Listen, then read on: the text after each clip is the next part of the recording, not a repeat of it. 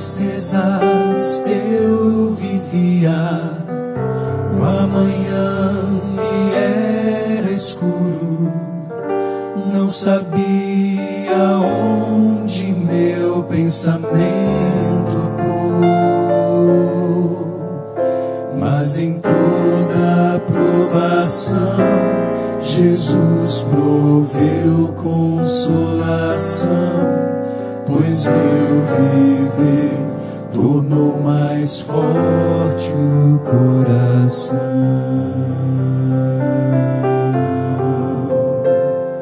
Foi assim,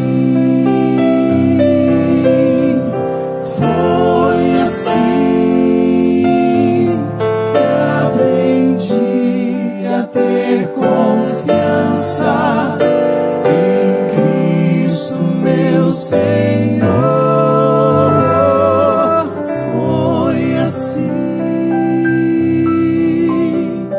Foi assim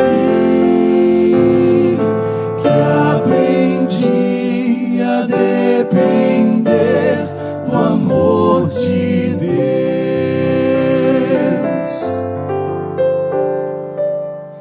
Gente triste tenho visto, gente humilde sem abrigo, gente só, sem lar, sem fé, sem paz e amor. Mas em meio à solidão, em Cristo achei a solução, pois entreguei a minha vida em suas mãos. Graças dou por minhas dores e tormentos que enfrentei, através do meu sofrer pude a fé compreender e sentir bem junto a mim o amor de Cristo a me guiar em segurança no caminho rumo ao lar. Se você souber, pode cantar. Foi assim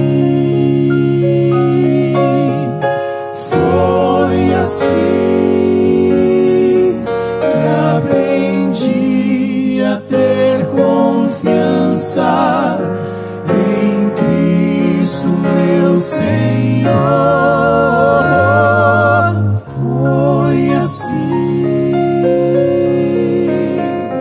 Foi assim que aprendi a depender do amor de Deus. Aprendi a depender do amor de Deus.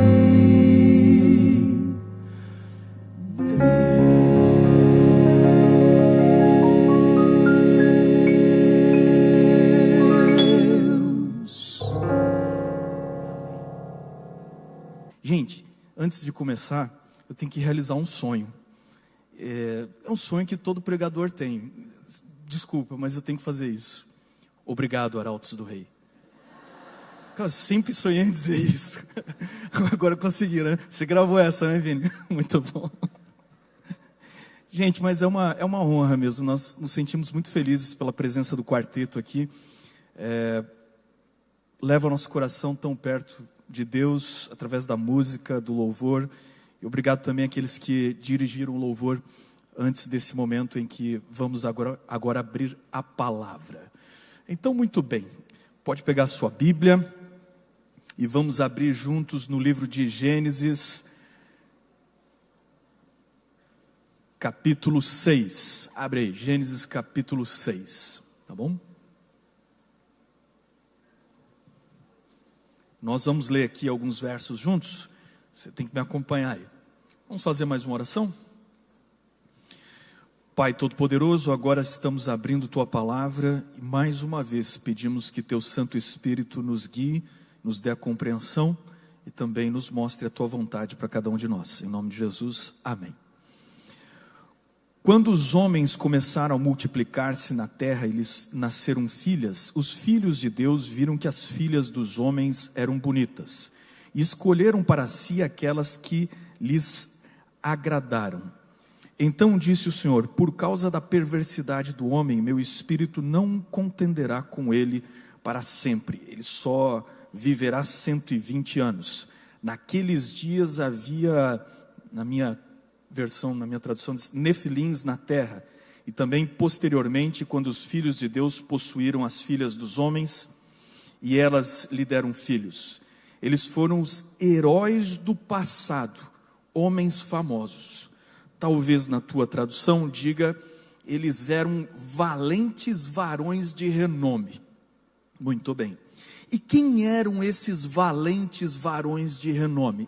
Se eles eram famosos daquela época, se eles eram os homens de renome daquela época, tem que ter aqui algum registro desses famosos. Afinal de contas, esses caras eram as celebridades daquele tempo, daquele mundo antes do dilúvio. E realmente nós temos aqui uma lista de pessoas notáveis aos olhos do mundo. Ontem à noite, só para a gente recapitular, eu mostrei uma lista de pessoas notáveis aos olhos de Deus. E eu disse para vocês que Adão era um personagem real, histórico, e que não haveria por que nós temos ali uma linhagem, uma genealogia, contando o livro da história da família de Adão, se essa não era uma história real, porque é para isso que servem as genealogias, para reclamar uma descendência e para comprovar de que essas pessoas existem e existiram. Portanto, a linhagem que eu apresentei ontem à noite para vocês, é a linhagem dos filhos de Deus, aqueles que se mantiveram leais a Deus, Adão até Noé, os seus descendentes nessa linhagem. Mas agora, quando vai introduzir o assunto do dilúvio, o texto diz que naquela época haviam valentes varões de renome, pessoas notáveis. Eles eram os heróis do mundo antigo. E o contexto aqui de herói é um cara assim, tipo, vamos imaginar aqui um Golias, que é descrito lá bem depois. Golias era o campeão dos filisteus, e ok, ele era um cara alto, mas esse gigante do qual a gente também trata nesse texto, não está pensando só em questão de altura, mas eles eram os gigantes de antes do dilúvio, a semelhança como Golias depois foi o gigante ou campeão dos filisteus, ou seja, é um cara que era referência para os filisteus, para o exército, para os soldados filisteus. Havia antes do dilúvio pessoas desse tipo, que eram as celebridades, eram pessoas que se destacavam em tudo aquilo que o materialismo, em tudo aquilo que o mundanismo gosta de celebrar. E quem são eles? Bom, aí a gente tem que voltar um pouquinho no capítulo 4, lá no verso 17, vai comigo, você tem que ler esse texto aqui comigo, e aí você vai descobrir quem eram as pessoas tão admiradas no mundo antes do dilúvio, que no capítulo 6 são chamados de valentes varões de renome. Capítulo 4, verso 17, me acompanha na leitura, diz assim: Caim teve relações com sua mulher, e ela engravidou e deu à luz a Enoque. Depois Caim fundou uma cidade, a qual deu o nome do seu filho Enoque. Esse não é o mesmo Enoque da linhagem lá do povo de Deus, com nomes iguais, mas é outro. A Enoque nasceu Irade, Irade gerou Meujael, Meujael a Metusael, Metusael a Lameque. Também aqui é outro Lameque, não é o avô de Noé, esse aqui é um outro descendente de Caim. Verso 19, Lameque tomou duas mulheres, uma chamava-se Ada e a outra Zilá. Ada deu à luz a Jabal, que foi o pai daqueles que moram em tendas e criam rebanhos. Então esse Jabal é o primeiro cara que é um grande empreendedor aqui do mundo antigo. Verso 21, o nome do irmão dele era Jubal, que foi o pai de todos os que tocam harpa e flauta. Então aqui você tem um artista que é um inventor de instrumentos musicais, certo? Verso 22, Zilá também deu à luz a um filho chamado Tubal-Caim, que fabricava todo tipo de ferramentas de bronze e de ferro. Então você tem aqui o primeiro inventor da história. Tubal-Caim teve uma irmã chamada Naamá, pois está aqui.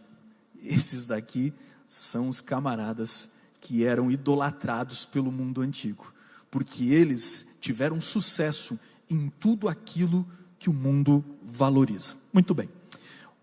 Eu não sei se tem o retorno aqui na tela para mim, mas se tiver pode colocar. Eu quero falar para vocês hoje um pouquinho sobre a raiz da idolatria. Se a gente fala sobre idolatria num meio adventista ou evangélico, cada um de nós se sente extremamente seguro, né? Não tenho ídolos, não adoro ídolos. Mas a coisa é um pouco mais sutil do que a gente pode imaginar. Uma travadinha aqui na tela para mim. Isso. Bom, nos anos 80, ficou famoso essa teoria da conspiração. Tu já deve ter ouvido falar dessa ladainha. É a tese do antigo astronauta. Essa tese aí criada por um quase xará meu, Eric von Däniken. Esse cara escreveu um livro que influenciou muita gente, que ele dizia o seguinte: os deuses da mitologia antiga eram alienígenas que vieram à Terra e visitaram o mundo antigo. Isso aí está aí nas redes de televisão, canais. Interessante que como esses caras têm espaço, né? Só não tem espaço para o criacionismo, mas teoria da conspiração tem espaço impressionante. Essa é a tese, ela ficou famosa nos anos 80 e está aí até hoje. Mas eu vou propor uma outra ideia para vocês, de que os deuses não eram astronautas de outros mundos. A tese que eu vou propor para vocês é que os deuses eram, na verdade, só homens. Os deuses eram meramente humanos. Eu vou começar dando um exemplo para você.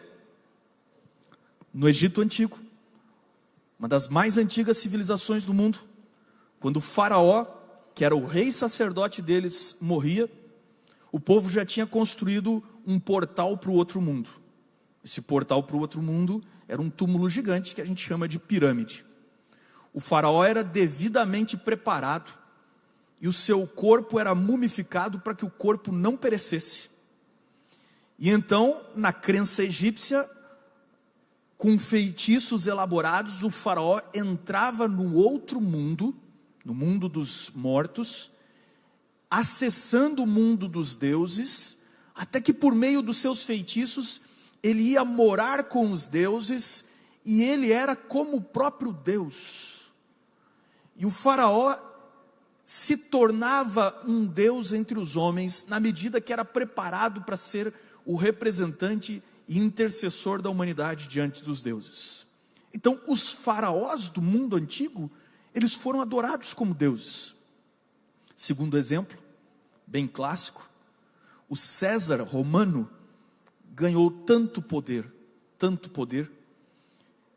que em algum momento eles começaram a idolatrar o César como um deus após a sua morte. Eles chamavam isso de apoteose. A coisa foi tão bem sucedida na idolatria do César, que em algum momento, Césares posteriores pediram em vida essa adoração. Isso se tornou um extraordinário problema para o cristianismo. E eu posso citar ainda um terceiro exemplo. Quando você lê, por exemplo, os textos de Gênesis e as genealogias, você vai descobrir que um dos netos de Noé, na descendência de Sem, foi chamado Assur. E ele é chamado de o pai dos assírios na Bíblia. Dele veio a linhagem do povo assírio.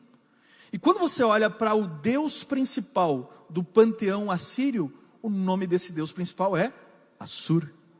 Então eles estavam adorando o seu ancestral, o seu pai, o seu patriarca, aquele que iniciou o povo e a tribo deles. Em todos os momentos da história da humanidade, eu posso te mostrar e posso te provar de que os deuses, em muitos dos casos, não em 100%, durante a semana eu vou mostrar outras modalidades, Mas em muitos dos casos, os deuses antigos, na verdade, eram a memória de homens que foram governantes ou patriarcas de certas tribos, e essa memória começou a receber um tipo de devoção. Essa devoção foi se transformando numa adoração, numa idolatria, até que por fim, esse Deus substituiu a adoração a um Deus criador. E esses então vão se tornar os ídolos do passado. A minha pergunta para você é a seguinte: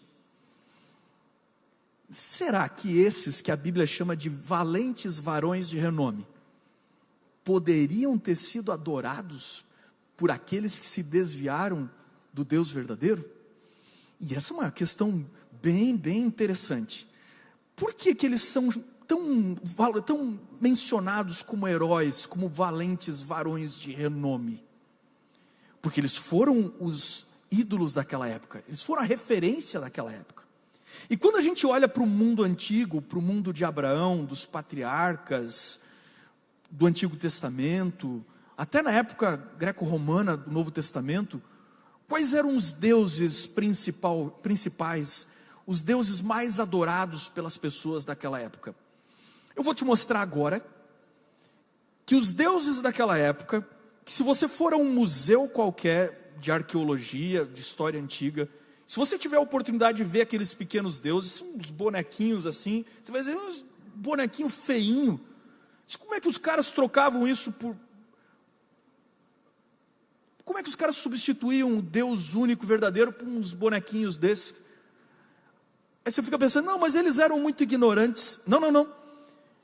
Eu quero mostrar para você de que o ser humano continua adorando esses mesmos deuses, apesar de que você não usa mais os bonequinhos de barro. Porque o mesmo padrão de idolatria sempre existiu. E eu vou usar agora a ideia de arquétipo, ou seja, de alguma coisa inicial que prefigura um comportamento padrão que você vai ver em todas as sociedades, ao longo de toda a história. Esses arquétipos definem muito do que é a idolatria observada pelo ser humano. Qual foi o primeiro Deus que o ser humano adorou, fora o Deus verdadeiro? Quando a gente começa a procurar na arqueologia, entre aqueles que eram caçadores nômades, que estavam migrando, na minha visão, que estavam saindo lá da Torre de Babel e procurando algum lugar para viver, e viviam da caça, se deslocando como nômades, os deuses mais antigos que a gente consegue descobrir são quase sempre deuses femininos. São essas estatuetas aí. Elas ganharam um apelido dos historiadores como Vênus do Paleolítico, por causa da época e a referência à mulher como sendo objeto de adoração. Só que essas estatuetas têm algumas características. Normalmente, elas são figuras esculpidas em pedra ou barro. Elas são gordinhas, muitas vezes grávidas, e elas sempre são inegavelmente a figura de uma mãe. Por exemplo, tem uma mais abaixo ali naquela lista que ela está com a mão na barriga, porque ela é uma mãe. Ela sempre tem seios volumosos, porque ela está sendo mostrada como a mãe que amamenta. E ela algumas vezes é mostrada como a senhora entre o jardim das feras, como aquela ali que foi achada na Turquia, a estátua daquela que está sentada em uma cadeira que tem os encostos ali com leoas. Ela foi achada na Turquia, interessante, uma cidade pré-histórica. E essa mesma senhora das feras, ao longo do tempo, quando você vai estudando a figura dessas deusas em diferentes lugares do mundo, isso está no mundo inteiro, da Europa até a China, na África, em qualquer lugar, tem deusas da fertilidade. E elas se tornam deusas agrícolas, deusas protetoras do parto e deusas da terra. Porque a terra é da onde vem a comida, da onde vem o alimento, as plantas, tudo depende da terra. Então elas são essencialmente deusas maternas. Muito bem. Ontem eu falei para vocês que a gente consegue rastrear algumas histórias do Éden, inclusive nas constelações. Se você lembra da apresentação de ontem à noite, Você lembra que eu falei que a constelação de Virgem é a representação de uma primeira mulher, e ela está associada com a agricultura, e ela é a esposa do primeiro agricultor. Então, vamos fazer aqui uma associação interessante. Quando o homem foi colocado como um jardineiro no Éden, ele pecou, depois foi expulso, e Deus disse que ele deveria lavrar a terra, ele deveria arar o solo, e a sentença do homem era essa: com o suor do seu rosto, você comerá o seu pão, até que volte à terra, visto que dela foi tirado, porque você é pó, e ao pó voltará.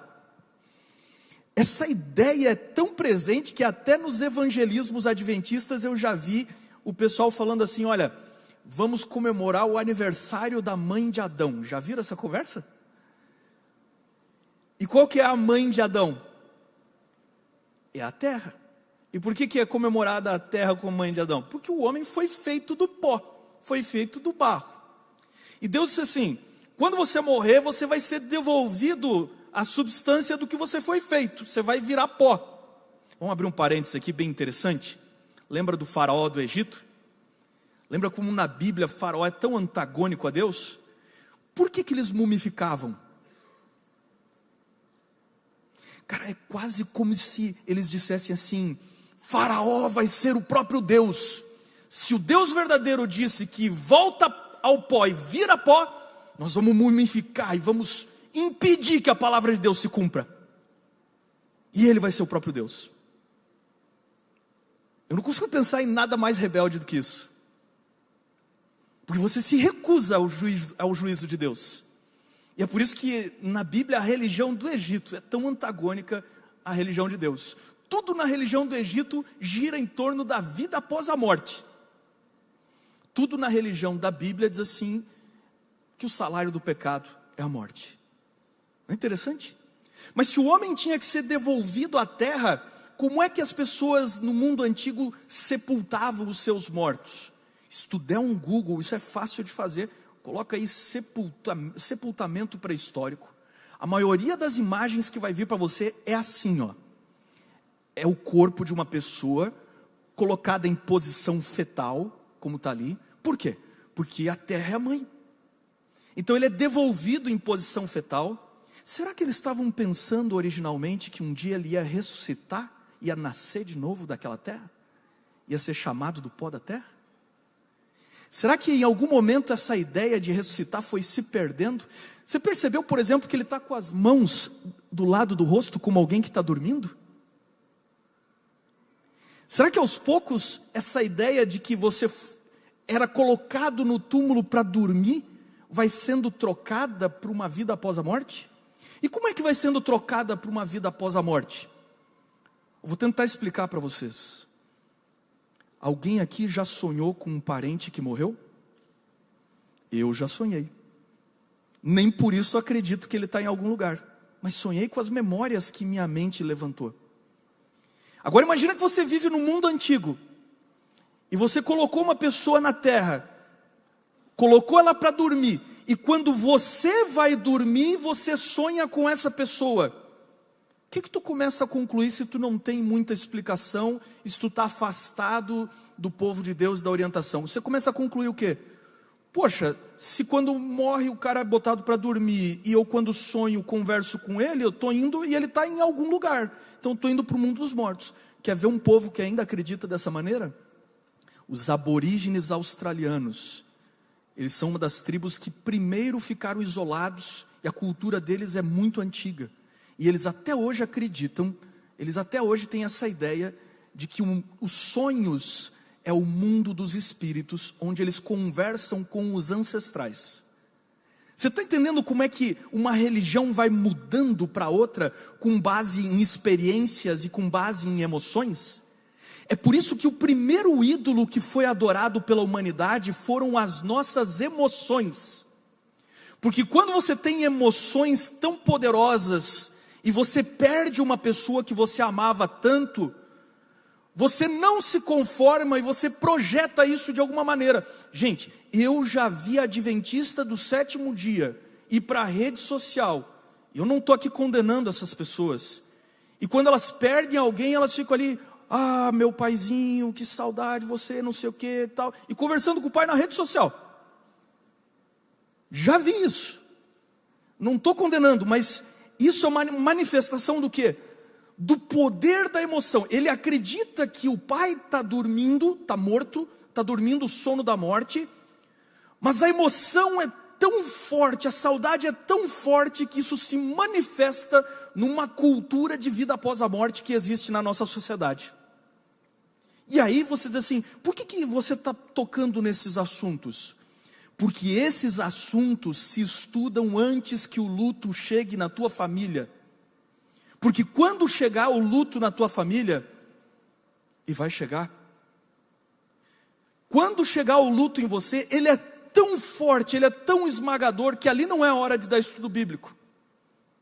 Mas nessa hora, se as tuas raízes são profundas, se o teu conhecimento está bem alicerçado, com raízes profundas na palavra de Deus, as tuas emoções não te traem e não te enganam, elas não te iludem.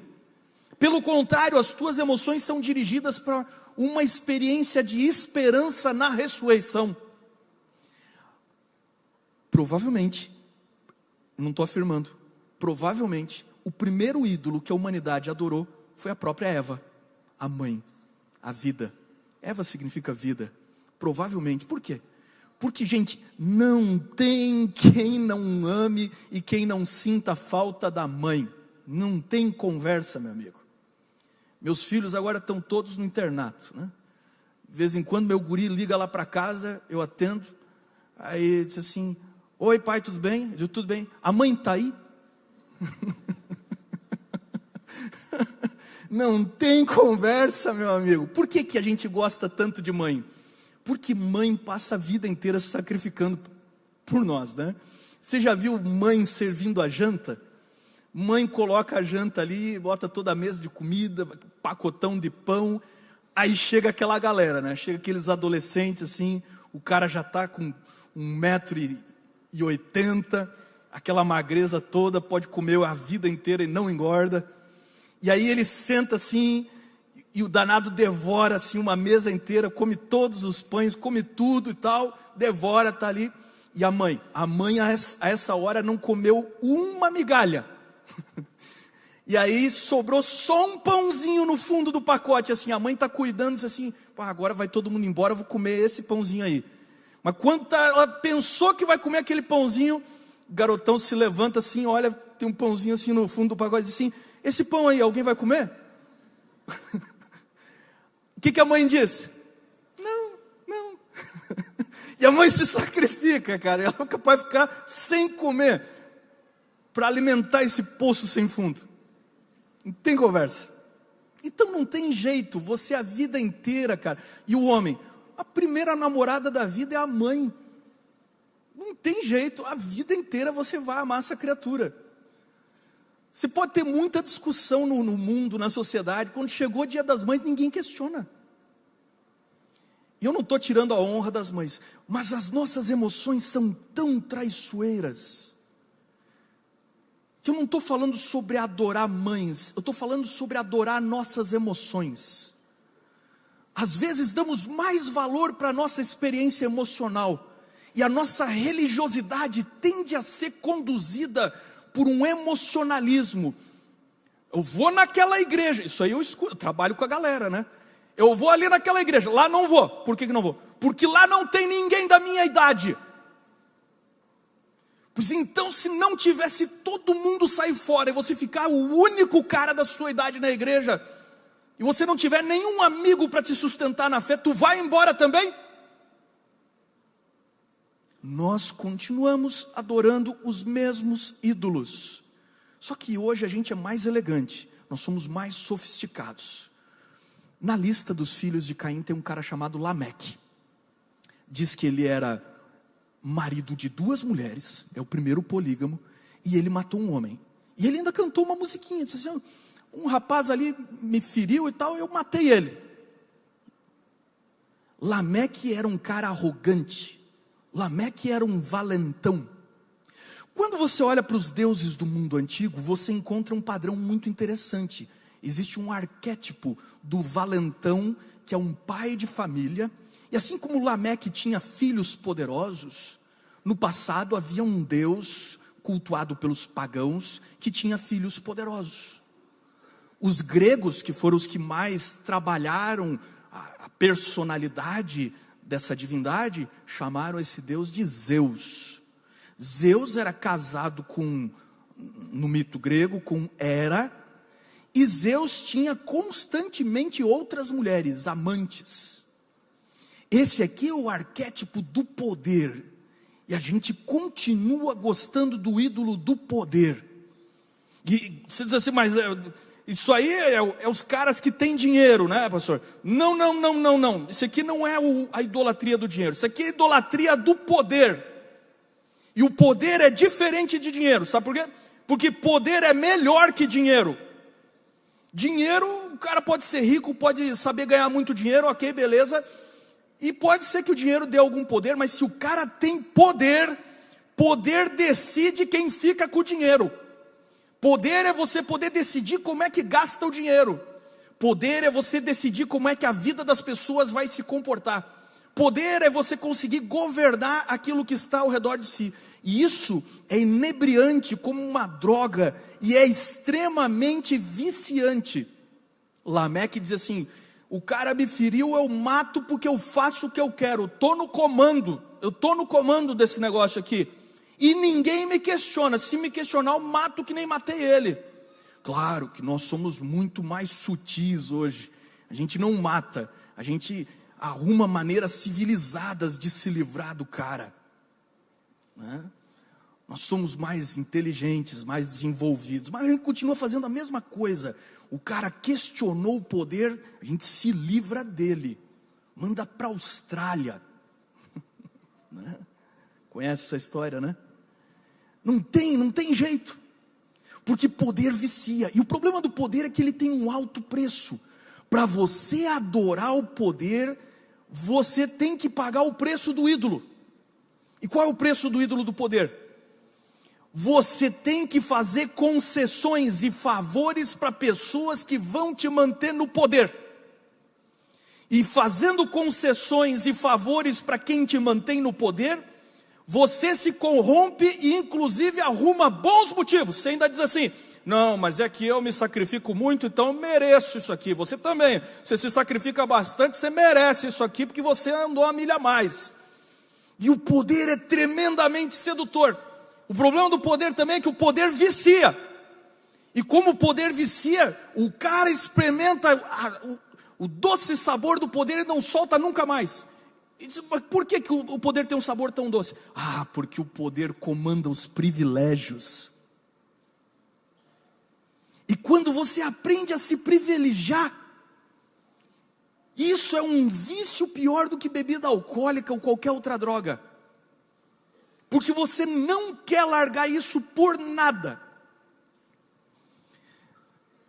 O segundo ídolo que você encontra nessa história é o primeiro filho de Lameque. Aliás, o terceiro ídolo, né? O segundo filho de Lameque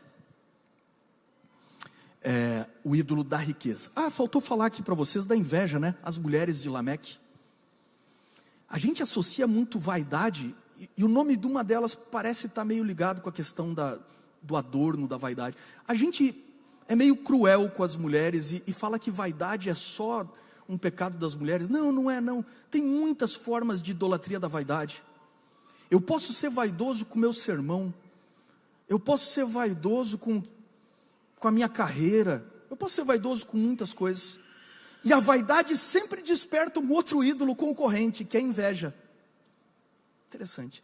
Mas seguindo aqui dos filhos de Lameque, tinha um dos filhos de Lameque, chamado Jabal. Diz que ele foi o pai dos que habitavam em tenda, possui gado. Então ele se tornou o primeiro empreendedor. É muito curioso, porque na crença dos gregos e romanos, o deus Hermes ou Mercúrio, quando a gente vai olhar na história mais arcaica desse deus, ele era inicialmente um deus pastor, como Jabal era possuidor de rebanhos. E esse deus pastor vai sendo convertido ao longo da história grega num deus dos mercadores, comerciantes e dos ladrões. Interessante, tem Deus até para os ladrões. Mas não foi os gregos que inventaram isso. Esse Deus também tinha correspondentes lá na Mesopotâmia. Deuses pastores, deuses da riqueza. Em todas as civilizações do mundo antigo você tem um Deus da riqueza, do dinheiro. Olha, faz uma experiência, coloca em qualquer busca de Ellen White, coloca ídolos. O ídolo que Ellen White mais critica é a riqueza. E ela adverte, talvez seja o maior número de advertências contra a idolatria, seja Ellen White advertindo os adventistas para não se renderem ao ídolo das riquezas. E não pense que isso é coisa de rico, porque você pode ser pobre e adorar a riqueza, o que é pior ainda, porque você adora uma coisa que nem tem, o que é tremendamente frustrante, né? É tremendamente contraditório, mas existe também. O segundo filho deles é o pai dos que tocavam instrumentos musicais. Na Mesopotâmia eles tinham um deus chamado Shamash, que era o sol, e ele era o deus da justiça. Os gregos traduziram esse deus como Apolo, um deus solar da justiça e das artes. E por que a justiça e as artes estavam relacionadas? Porque na cabeça dos antigos, fazer justiça para alguma coisa era colocar aquilo no seu lugar certo. Então, se uma nota do piano, do teclado está afinada, ela está tocando no lugar certo, na função certa. Se uma voz canta dentro do grupo e canta na sua própria voz, na sua função, então ela está ajustada, ela está justa, ela está correta dentro do contexto todo. Isso era fazer justiça. E nesse sentido, por isso que eles associavam a arte com a justiça. Interessante, né? Mas esse aqui é o arquétipo do primeiro ídolo do passado, os primeiros famosos. Você imagina, se fosse hoje em dia, ele ia ser capa das grandes revistas aí, sobre artistas no mundo. E nós continuamos adorando os talentos das pessoas. O terceiro que tem nessa lista de filhos de Lameque é Tubal-Caim. Diz que ele foi inventor. E aí você começa a perceber o seguinte: ele foi o primeiro cara que fez trabalho com metais. Então ele é o primeiro cientista da história. Eu não consigo pensar em algo que seja mais idolatrado do que a ciência hoje em dia. E eu não estou dizendo para vocês que a ciência é má. Pelo contrário, se eu estou falando no microfone é porque um cientista desenvolveu isso aqui. Se a gente está transmitindo aqui é porque cientistas desenvolveram essa tecnologia. Nem por isso, assim como a arte, nem por isso, isso é um objeto de adoração. Se um cientista como Stephen Hawking se levantava e falava alguma coisa, na época enquanto ele ainda era vivo, nossa, aquilo ali acabou. Você queria validar a sua opinião, é só dizer assim, Einstein disse isso. Talvez nem disse, né? Mas se dizia assim que Einstein tinha dito, validou a opinião. É impressionante como a ciência ganhou um status que ela pode até olhar para a Bíblia e dizer para o crente o que ele pode acreditar e como ele deve interpretar o texto bíblico. Porque a ciência se tornou tão importante na nossa sociedade que nós começamos a idolatrar o conhecimento. E não é diferente do que foi nos dias antes de Noé.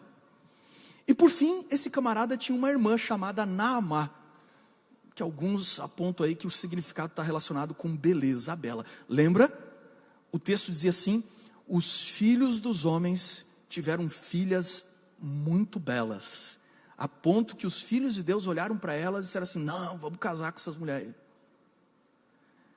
E se tem uma coisa que você sabe, eu não preciso explicar, a sociedade idolatra, é o prazer. E entre as muitas formas de prazer, e entre as muitas formas de apetite, que são das mais variadas, talvez o sexo seja uma das coisas mais idolatradas ao longo da história. E não à toa, os gregos tinham uma deusa do sexo, Afrodite, que é cultuada em todas as culturas. Ela é a mesma Astarote, mencionada lá na Bíblia. Ela aparece como Inanna entre o mundo da Suméria antiga. Em qualquer civilização antiga você vai ter uma deusa do amor ou da sexualidade. Em outras palavras, nós continuamos adorando exatamente os mesmos deuses. A gente continua sacrificando a nossa vida para ter poder. A gente continua sacrificando a nossa vida por vaidade ou por inveja. A gente continua sacrificando a nossa vida para seguir um famoso, um ídolo que nem sabe da nossa existência e que nem daria importância para você se fosse conversar com você. A gente continua sacrificando a nossa vida por pessoas que impõem ao mundo uma mentalidade materialista e tentam explicar a razão de todas as coisas na mera matéria. E a gente continua trocando toda a nossa vida cristã por alguns minutos de prazer em pecados escondidos que um dia vêm à tona e que destroem a nossa família. Nós continuamos sendo seduzidos pelos mesmos ídolos, relacionados às mesmas emoções desde sempre. Como é que a gente fez isso? O apóstolo Paulo tem uma resposta para isso. Ele diz assim lá em Romanos: porquanto, tendo conhecido a Deus, não o glorificaram como Deus, nem lhe deram graças. Antes, em seus discursos se desvaneceram, e o seu coração insensato é essa a fábrica dos ídolos, segundo o apóstolo Paulo.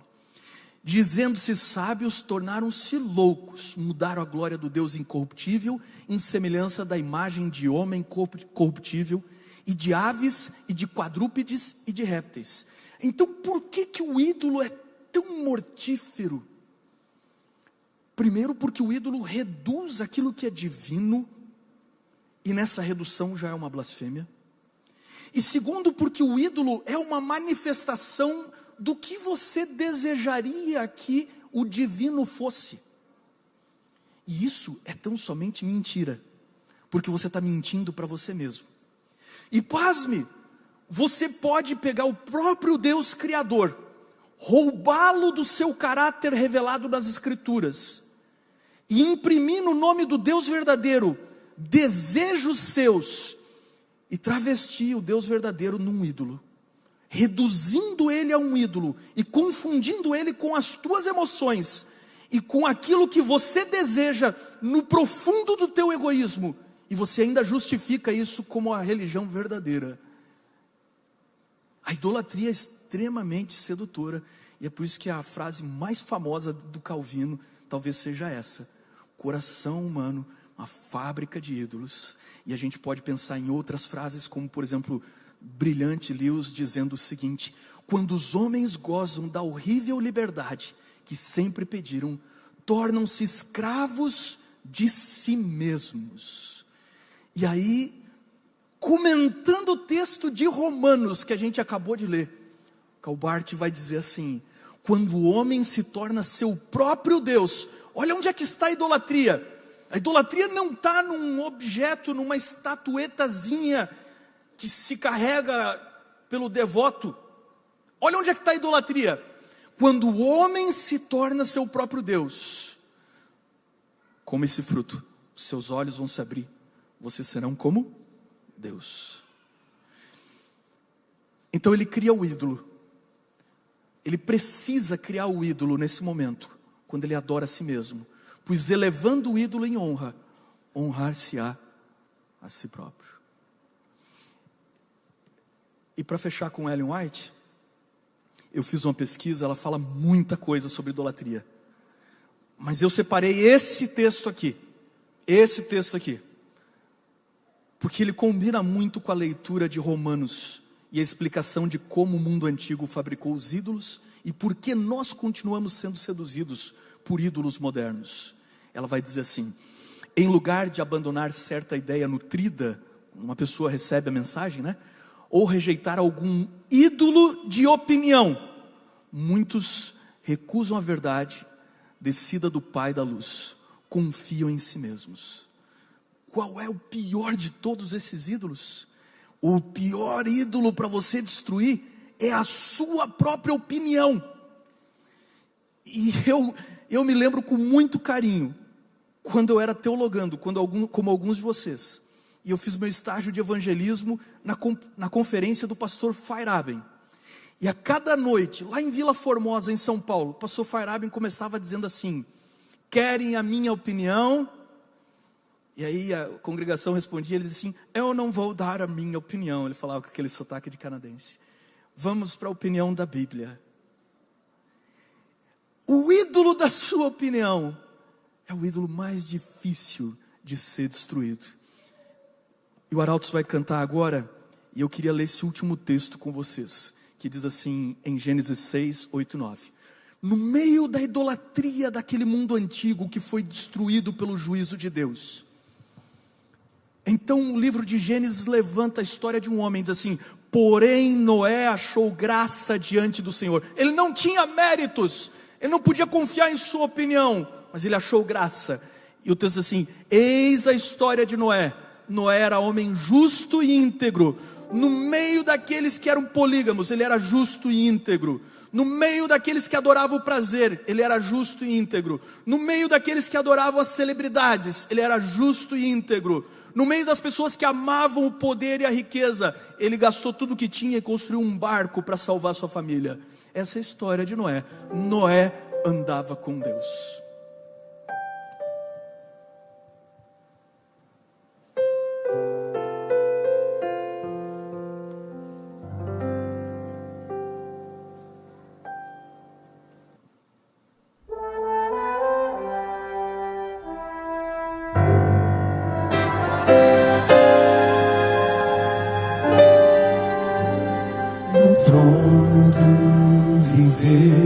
Só existe lugar para lugar de quem governa todo o ser. No trono do viver só pode haver um Senhor. Se forem dois, um será amado e outro rejeitado. Vem, decide agora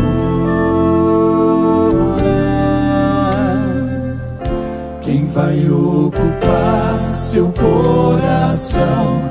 Mas lembre, se ele não for o primeiro em seu coração, então já não é mais nada, não passa de uma ilusão. Mas se ele for o primeiro, o seu companheiro, motivo do céu existir, você vai viver, você vai sorrir, você vai vencer.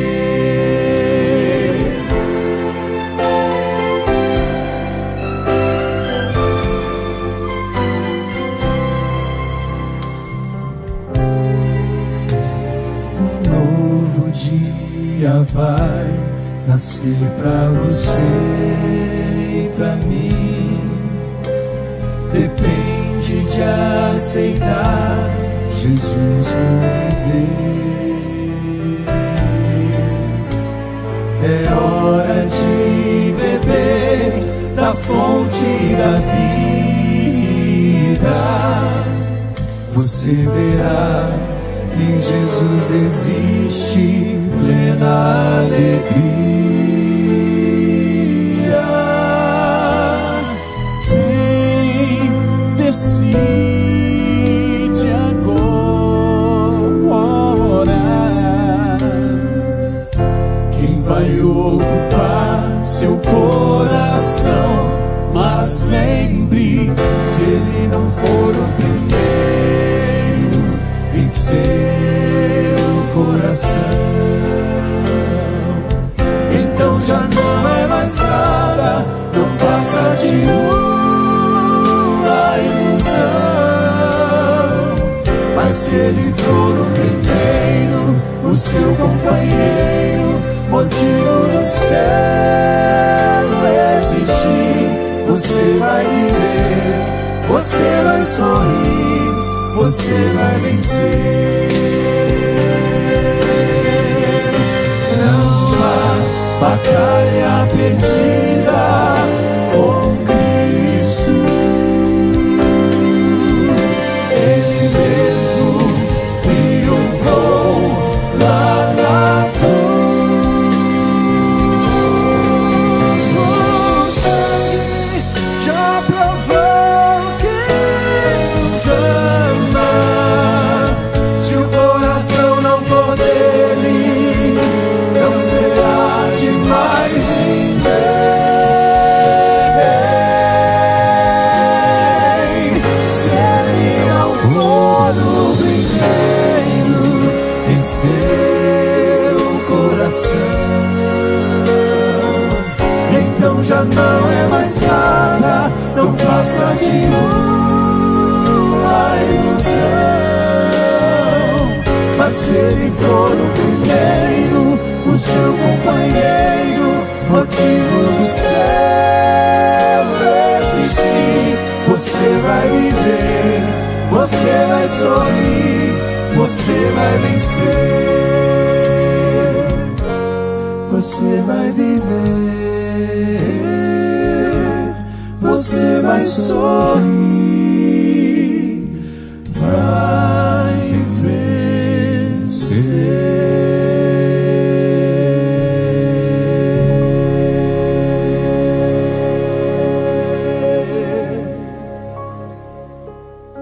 Essa é a hora de você fazer uma oração comigo.